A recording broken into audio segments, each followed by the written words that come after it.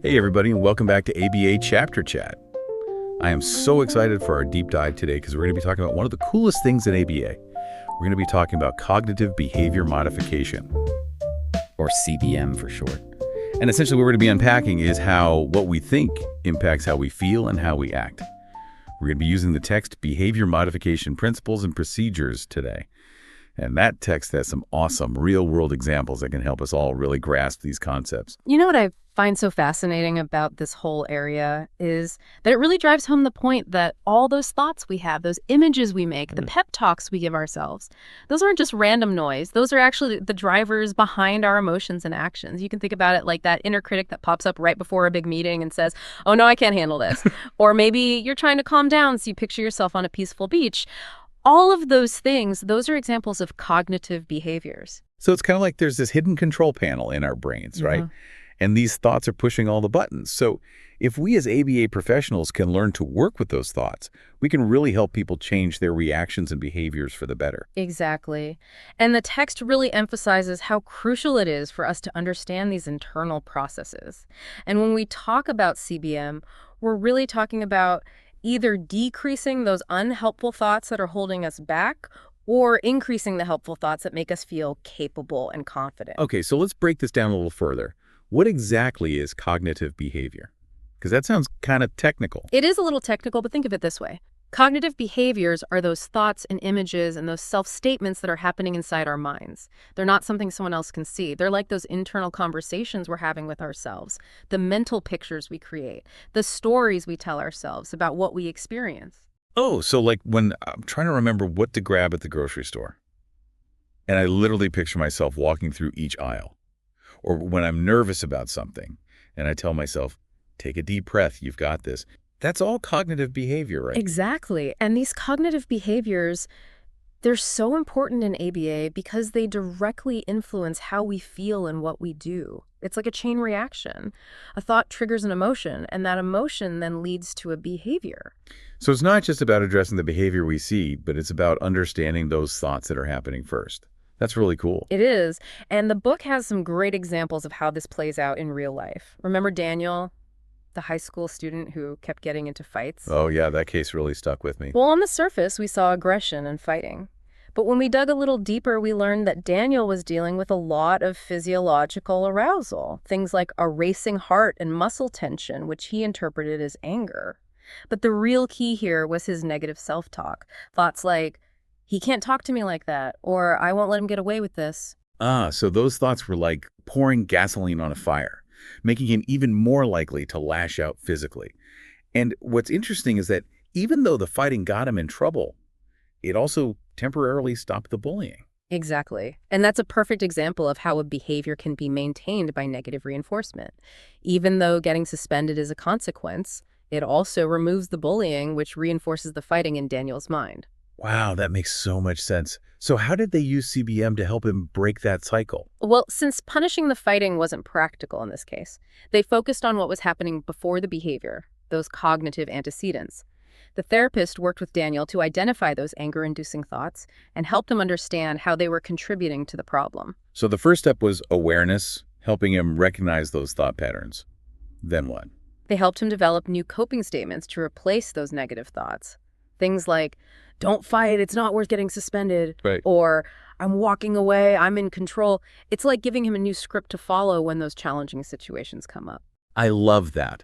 Like giving him the power to choose a different path. Exactly. They even practiced these new statements through role-playing, which gave him a safe space to try them out and build his confidence.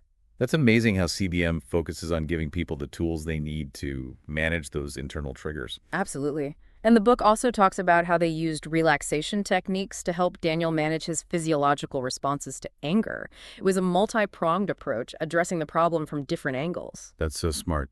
Speaking of different approaches, the book also discusses Claire's case, where they used a technique called self-instructional training. She was that 7-year-old who couldn't stay focused in class, right? Yes. Remember, she was constantly out of her seat, interrupting the lesson. So with Claire, instead of focusing on changing her thoughts, they were more focused on teaching her how to manage her behavior directly, right? You got it.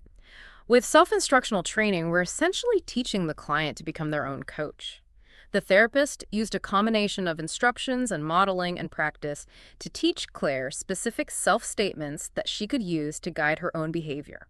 So instead of the teacher constantly having to redirect her, Claire was able to start managing her own actions through these internal prompts. That's brilliant. It is. She learned to say things to herself, like stay in your seat and pay attention to the teacher whenever she felt the urge to get up. Okay, I'm really curious. Did this actually work? It did. It was like those self-instructions acted as a little reminder, keeping her on track and helping her stay focused. This is so cool. It really highlights how CBM can be adapted to fit different needs and challenges. You're absolutely right. And that's what we'll dive into next, the different techniques and how they can be applied in various situations. You know what's fascinating about Claire's case?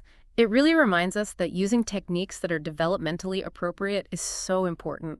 A strategy that works for a 7-year-old might not be the best fit for a teenager like Daniel. That makes total sense. So we've seen some real-life examples of CBM, but I'm curious to learn more about the specific techniques themselves.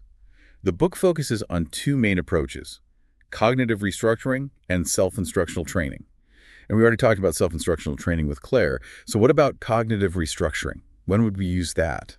Cognitive restructuring is super helpful when we're dealing with what we call cognitive excesses, those unhelpful or distorted thoughts that are causing so much distress. It's like spring cleaning for your mind. I love that analogy. Yeah. Okay, so how do you actually clean up those thoughts? Sounds a little abstract. It is a step-by-step process, but it can be incredibly effective. First, we want to help the client identify those troublesome thoughts and the situations where they tend to pop up. Sometimes it's as simple as asking them to recall those thoughts. But one really powerful tool is having them keep a thought record. They can jot down the thought, the situation they were in, and the emotions that followed. So they're like thought detectives tracking down those patterns. Exactly. Once we have a clearer picture of those thoughts, we can start to challenge their validity. And this is where our skills as ABA professionals really come into play. We use specific questions to help the client analyze the logic and rationality of those thoughts. Can you give us an example of how that works? I'm having a hard time picturing it. Absolutely. The book has this great example of Ruth, a woman who was struggling with negative self-talk about her job performance. She made one mistake at work and immediately started spiraling, thinking things like, I'm terrible at this job and I'm going to get fired. Oof, I think we've all been there. It's so easy to catastrophize when we make mistakes. It is, and that's a classic example of overgeneralization, taking one isolated incident and blowing it way out of proportion. So in that situation, a therapist might ask questions like, what evidence do you have that you're terrible at your job? Is this one mistake really representative of your overall performance? Or what are the actual chances of getting fired because of this one error? So it's about guiding her to see things from a more realistic and balanced perspective. Precisely. And by repeatedly questioning those negative thoughts, the client starts to see them as less believable, less powerful. They lose their grip. It's like slowly chipping away at the foundation of those unhelpful thought patterns. But it's also important to help the client develop new, more realistic and positive thoughts to replace those negative ones, right? You're exactly right. Cognitive restructuring isn't just about tearing down those negative thoughts. It's about building up a more positive and helpful way of thinking. It's like trading in those old rusty tools for shiny new ones that actually work. I love that analogy. And remember, this process takes time and practice. It's not an overnight fix. But with consistent effort, clients can learn to reframe their thoughts and start experiencing more positive emotions and behaviors. Now, as helpful as these techniques are, we have to remember that CBM isn't a one-size-fits-all approach. Every client is different, and the techniques need to be tailored to their individual needs and challenges. That's a really important point. And that brings us to another crucial aspect of CBM, the challenges and ethical considerations involved in applying these techniques. What do you think are some of the potential hurdles ABA professionals might face? Well, I imagine one challenge would be making sure we're implementing these techniques ethically and in a way that truly benefits the client. We don't want to use CBM to manipulate or control people's thoughts and feelings. You hit the nail on the head. CBM should always be about empowering the client, not dictating their thoughts. It's about helping them develop the skills to think more clearly and rationally so they can make choices that are aligned with their values and goals. So it's a collaborative process, a partnership where we're working together to identify those unhelpful thought patterns and develop strategies for change. It's not about telling them what to think, it's about giving them the tools to challenge those thoughts themselves. That's exactly right. It's crucial that ABA professionals have the proper training and supervision to use these techniques effectively and ethically. And building a strong collaborative relationship with the client, one based on trust and mutual respect, is essential. That makes so much sense. And it's important to remember that CBM isn't always the answer. There might be times when other approaches are more appropriate, and we need to be open to exploring those options. I agree. The text actually mentions an interesting alternative to traditional CBM therapies that don't focus on changing thoughts at all. These are called acceptance-based therapies, and they take a different approach. Instead of trying to modify or eliminate negative thoughts, they focus on acceptance and mindfulness. Oh, okay, this is really intriguing. So instead of fighting against those thoughts, it's more about learning to live with them. That's the general idea. Two well-known examples are acceptance and commitment therapy, or ACT, and mindfulness-based interventions. I'm curious, have you heard much about these approaches? I've heard of mindfulness, but I'm not as familiar with ACT. What does that involve? Well, ACT helps clients to kind of recognize that they haven't been able to control those troublesome thoughts and feelings in the past, and that trying to control them has often made things worse. So it really emphasizes accepting those thoughts and feelings as a natural part of the human experience, while focusing on taking actions that are in line with their values and goals. So it's about shifting that focus from thought control to values-driven action. That's really interesting. It is. And mindfulness plays a key role in both ACT and mindfulness-based interventions. It involves developing an awareness of your thoughts and feelings in the present moment without judgment. So instead of getting all caught up in those thoughts, you simply acknowledge them and let them pass. It's like taking a step back from that mental whirlwind and gaining some perspective. Exactly. And there's actually a growing body of research showing that mindfulness can be incredibly helpful for reducing stress, anxiety, and depression. Wow. It sounds like these acceptance-based therapies offer a whole new way of approaching those difficult thoughts and feelings. It's fascinating to see how many different tools we have in ABA to help people live richer, fuller lives. It really is. And it highlights how important it is for ABA professionals to have a wide range of techniques in their toolbox so they can choose the best approach for each individual client. You know, as we wrap up our deep dive into CBM today, I'm struck by how much power our thoughts have over our emotions and behaviors. It really makes you realize that even small changes in our thinking can make a big difference in our lives. That's a great takeaway, and it's something we can all apply in our own lives and in our work with clients.